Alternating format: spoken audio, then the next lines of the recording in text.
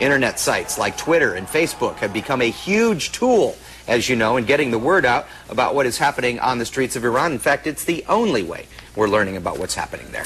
And big news this morning surrounding North Korea and its refusal to follow UN sanctions. A mobile missile and radar system has made its way to Hawaii just in case North Korea does make good on their promise that they've reported and these threats that they've made to test fire a missile. Defense Secretary Robert Gates says this action is in response to these recent comments that North Korea has made considering launching this missile towards Hawaii. The date that they're talking about is the 4th of July.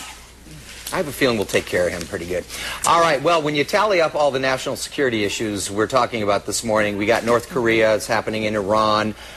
Do we really have reason to be concerned about our safety here in San Diego? Congressman Bilbray joins us by phone right now to talk about these very heated issues this morning. Good morning, sir. Good morning.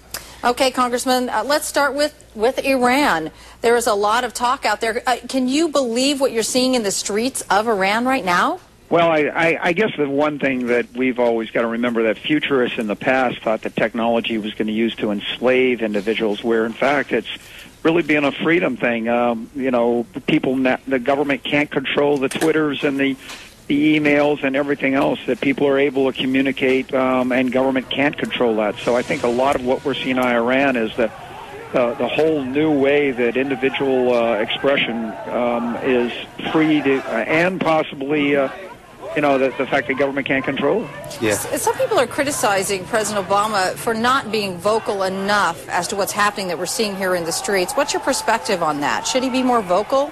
Well, we can always call it. You just got to remember that the president is really on a steep learning curve. He's never had to face. He has no experience in these kind of things, so he's going to be feeling his way through this. And I think that everybody that's taking shots at him are just ignoring the fact that I think rightfully so. He's made some mistakes in the past, and he's trying to be very conservative before he reacts. So he sort of, while he learns about more and more about foreign policy issues. But there are some risks, too, if you speak out, right, that it could influence, possibly? Well, they're already blaming us for all the riots in the street anyway. If we speak up and say anything else, it could be even worse. Well, that's the one thing, is you don't want to be used as a scapegoat, but then again, you don't want to make people feel like they're hanging out there by themselves, that we're not supportive of freedom of expression. We also got to remember that both candidates weren't exactly what you and I would call,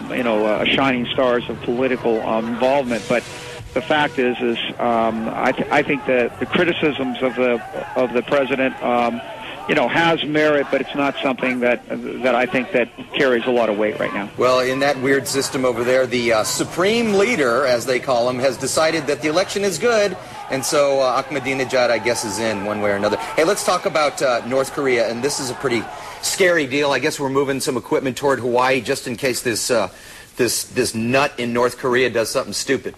Well, I think you said it right. This totally erratic, administration over there.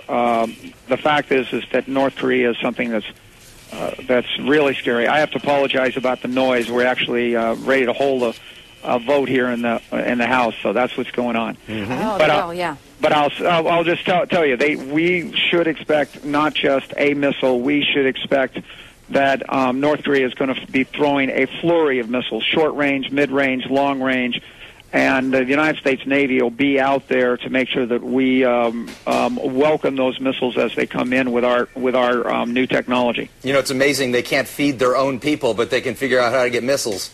It is an absolute. In fact, that's what's scary, is that it really looks like they're planning on using both missile and nuclear technology as a way of extorting resources that they can't produce themselves, because their people are literally starving to death. Big illegal alien problem in the world is North Koreans sneaking into China just to feed themselves. Congressman Bilbray, thanks for talking with us. I know you need to go to the floor right now. We thank you for touching base here in San Diego. As always, great to touch base with home. Hey, listen, happy Father's Day. Fantastic. Thank you very much. Okay, Brian. The same to you. Thanks.